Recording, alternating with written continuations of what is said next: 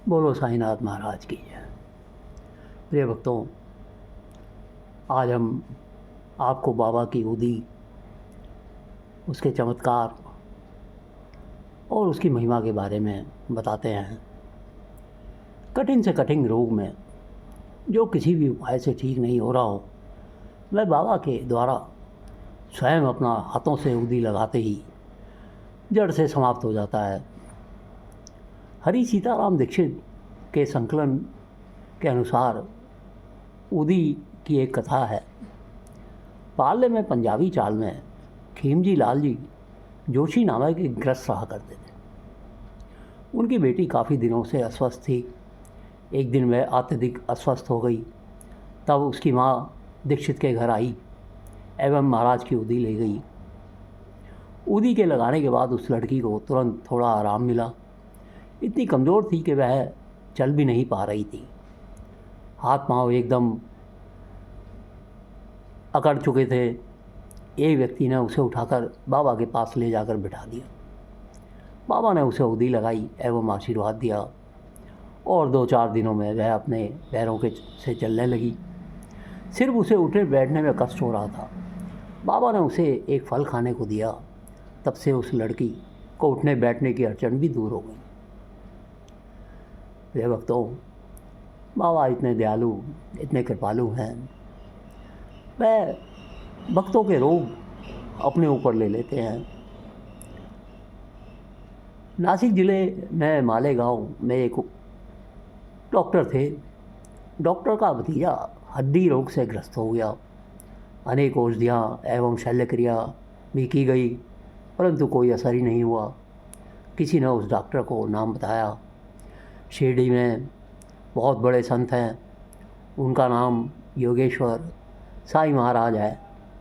वे कृपा दृष्टि से ही बीमारी ठीक कर देते हैं। यही एक अंतिम उपाय है। यह सोचकर उस लड़के के माता पिता उसे शिरडी ले गए।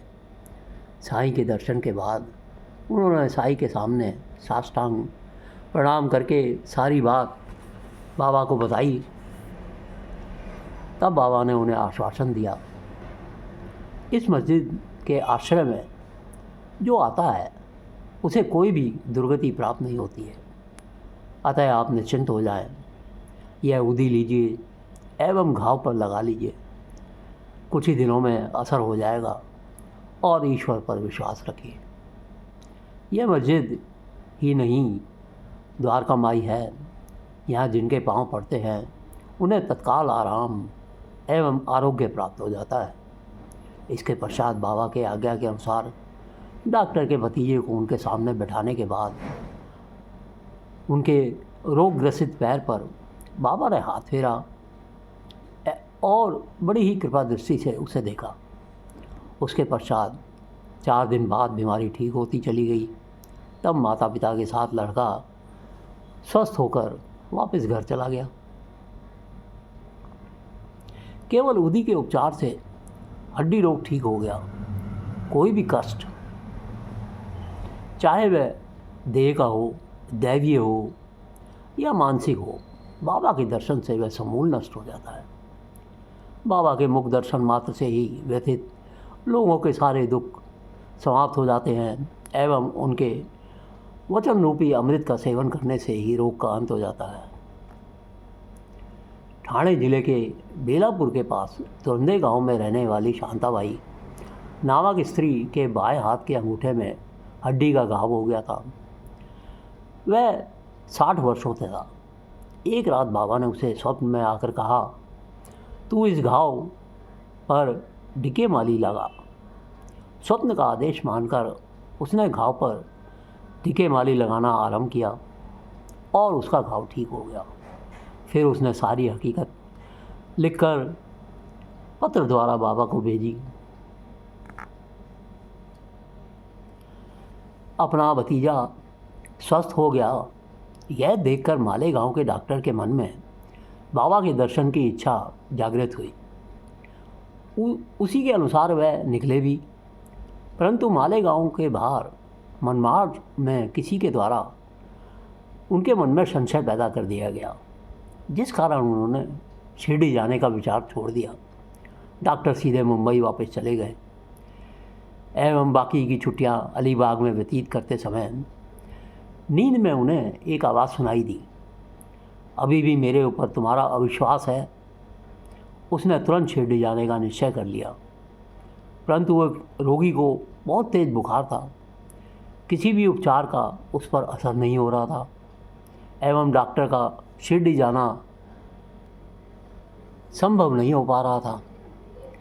तो डॉक्टर साहब ने मन ही मन निश्चय किया, यदि इस रोगी को आराम मिला और यह ठीक हो गया तो मैं कल ही बिना एक क्षण गंवाए शिरडी चला जाऊंगा।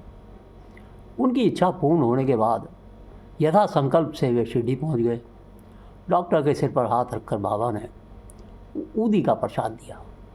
4 दिन शिरडी में रहकर डॉक्टर घर गए। बाद में 15 दिनों के अंदर ही उनका तबादला बीजापुर हो गया और उनकी उन्नति भी हो गई।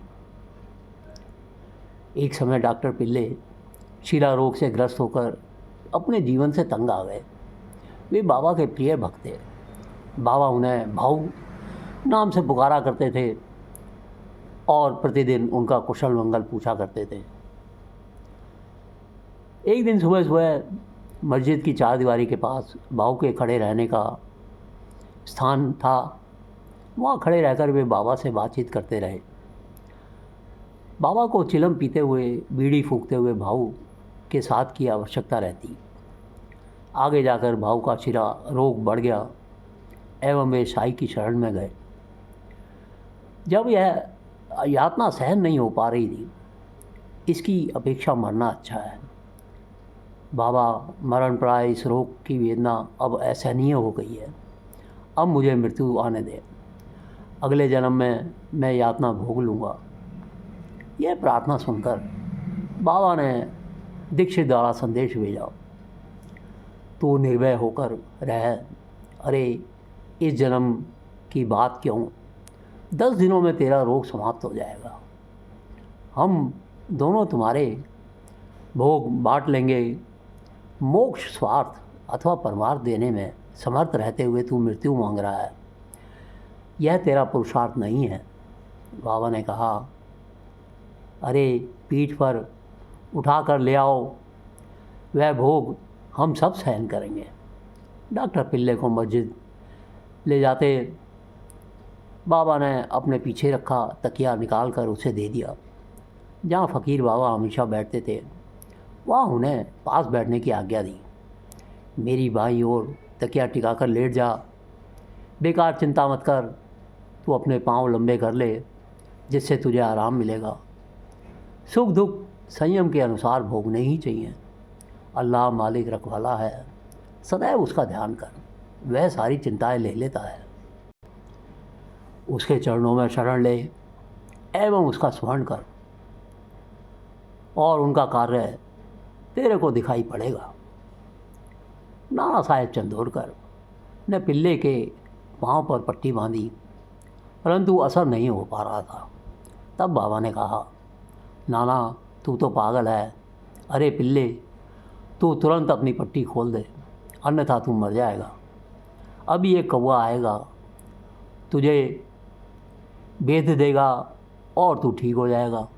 इसी बीच मस्जिद में बत्ती काटने वाला बाबा का एक भक्त अब्दुल का पाँव यहाँ वहाँ घूमते समय गलती से पिल्ले के पैर पर पड़ गया। उसने चिल्लाकर कहा, परंतु घाव फूटकर बहने लगा। पिल्ले आक्रोश में एक हिंदी का पद गाने लगे। तब बाबा ने कहा, पिल्ला के पाँव से इसके रोग का बस सारा भार आ गया है और यह अब भाव गाना गाने लगा है। अब्दुल के रूप में वह कौवा घाव पर पैर रख कर गया। बाबा ने अपने वचन सिद्ध कर दिए।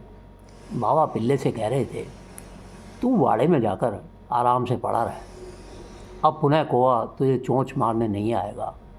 उसने भेद किया और तेरा घाव नष्ट कर दिया। ऊदी को नियमित रूप से पानी में डालकर पी लिया कर एवं शरीर पर लगाने के कारण कुछ ही दिनों के बाद उनका रोग समूल नष्ट हो गया और पिल्ले मस्जिद में आकर बाबा के चरणों से लिपट गए। बाबा के एक भक्त साहुल लहर भाग के बाबा जी को पत्नी को एक रात बुखार आ गया और उसकी जांघ पर गांठें आ गई। पत्नी परेशान, उस पर डरावनी रात, जिसके कारण बाबा जी मन ही मन बहुत ज़्यादा घबरा गए। वे तुरंत शिरडी गए एवं सारी हकीकत अपने भाई माधव राव को बताई। ग्रंथी जवर को तड़प कर माधव राव को मालूम थी। उसने मनी मन बाबा से प्रार्थना की एवं साहुल शिविर आने के लिए बाबा की आज्ञा मांगने गए।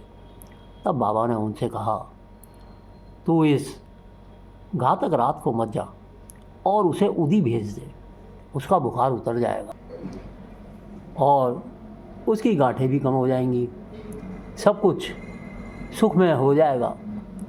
किंतु तू सूर्योदय के बाद साहुल भीर जाकर आ जा, अभी जाने की शिक्रा मत कर, साईं की कृपा के बिना प्रभाव नहीं पड़ेगा। यह बात माधवराव जानते थे। बाबा की आज्ञा शिरोधार्य कर उन्होंने ऊदी भेज दी। बाबा जी के घर जाकर ऊदी में पानी डालकर वह पानी अपनी पत्नी को पीने के लिए दे दिया एवं शरीर पर भी ऊदी लगाई। उसके बाद उसे खूब पसीना आया और नींद भी आ गई। सुबह बाबा जी ने देखा कि ना तो बुखारी था और ना ही गांठें थी। उन्हें बहुत आश्चर्य हुआ। माधवराव सुबह बाबा के दर्शन करके ऊदी लेकर सीढ़ियाँ उतर रहे थे कि बाबा ने उन्हें आज्ञा दी, ऐसे ही शीघ्रता से वापस आ जाना, विलम्ब करने का कोई काम नहीं है। बाबा जी को पूछते ही वह बोला, यह निश्चित रूप से बाबा की ऊदी की करामात है। बाबा जी ने सारी घटना माधवराव को बताई। भाभी को स्वस्थता की बात सुनकर उसे बड़ी प्रसन्नता हुई। बाबा के कहे अनुसार वे तुरंत वापस आए एवं बाबा से कहा, देवा, यह क्या खेल है, आपकी महिमा अपरंपार है। उस पर बाबा ने कहा, मैं देव नहीं हूँ, ईश्वर नहीं हूँ, मैं तो उस अल्लाह और ईश्वर का एक सेवक हूँ। कैसा भी प्रसंग हो, अच्छा हो या बुरा, कार्य शुभ हो या शुभ, शिरडीवासी सबसे पहले साईं की सलाह लिया करते थे। फिर वे जैसा कहते उसी के अनुसार उस परिस्थिति में कार्य करते थे और इस प्रकार भक्तों के सारे संकट दूर हो जाया करते थे। एक ईरानी की नवजात बेटी को अकरण के साथ कई घंटों तक दांत भिज जाते थे।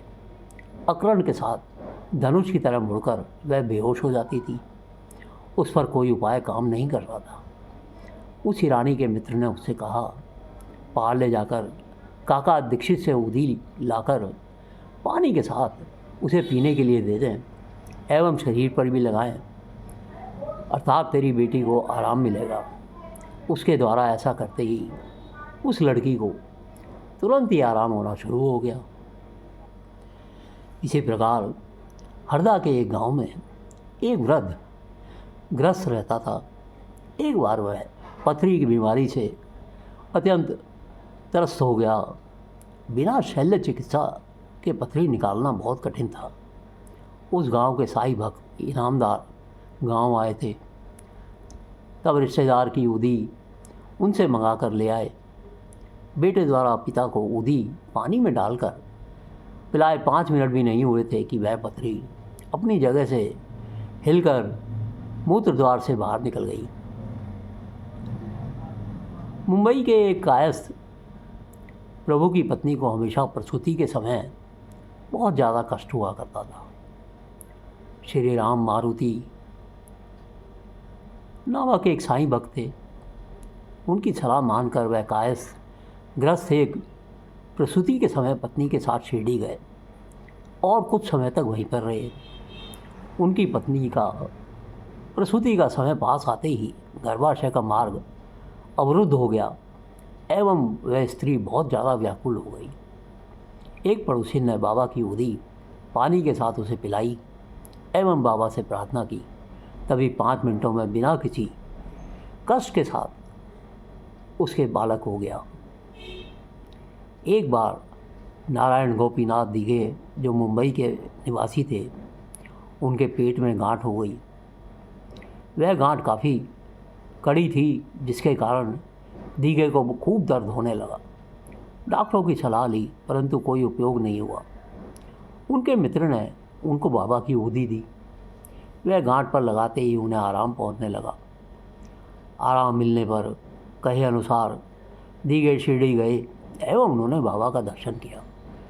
जिसके मन में जैसी श्रद्धा होती है, वैसा ही उन्हें ऊदी के प्रभाव का अनुभव होता है।